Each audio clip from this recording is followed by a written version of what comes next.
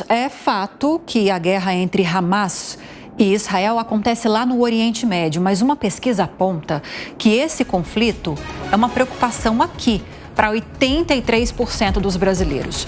Eu vou chamar a Soraya Lawande, que tem informações sobre esse levantamento, para nos explicar por que essa guerra preocupa tanta gente por aqui. Soraya.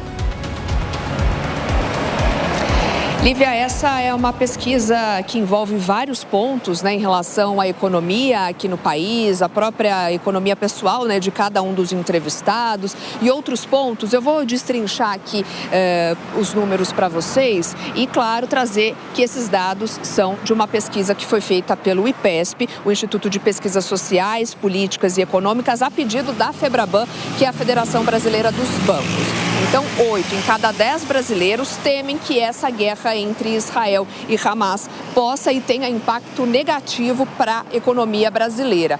10% dos entrevistados esperam que não haja impacto e para apenas 7%, então, não souberam responder ou não responderam. O presidente do Conselho Científico do IPESP diz que essa guerra, entre Israel e Hamas acontece em meio a notícias positivas e também negativas sobre a economia.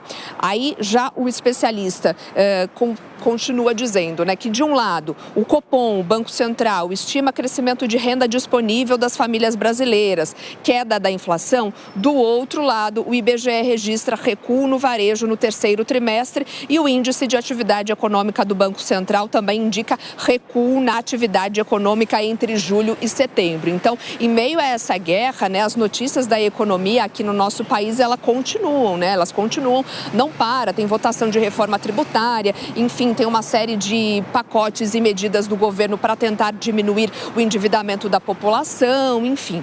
Então, vou continuar destrinchando aqui. E em meio a este cenário da economia, caiu o otimismo do brasileiro com a nossa economia, Então, embora a expectativa positiva sobre o país, de uma forma geral, continue otimista e em níveis elevados, o número dos que acreditam que o Brasil vai melhorar até o final do ano é de 59%, caiu de 59% em setembro para 56% no mês de outubro. Ao mesmo tempo, se o cenário internacional conturbado fez com que essas expectativas sobre o futuro ficassem mais cautelosas, as avaliações sobre o país apresentam essa estabilidade. Só para eu fechar aqui, essa pesquisa foi realizada entre os dias 12 e 16 de outubro, com 2.000 pessoas nas 5 regiões do país.